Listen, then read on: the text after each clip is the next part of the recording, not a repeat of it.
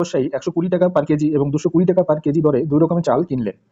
দ্বিতীয় মানের 72 কেজি চালের সঙ্গে প্রথম মানের কত কেজি চাল মেশানো উচিত যাতে ফলস্বরূপ মিশ্রণটি 280 টাকা পার কেজি বিক্রি করলে 40% লাভ করতে পারে?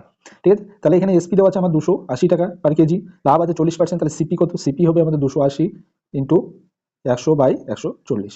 কাটাকাটি করলে আমরা সিপি পেয়ে যাচ্ছি 200 টাকা পার কেজি। ঠিক আছে, বোঝা গেছে? এবার দেখো কি বলেছে।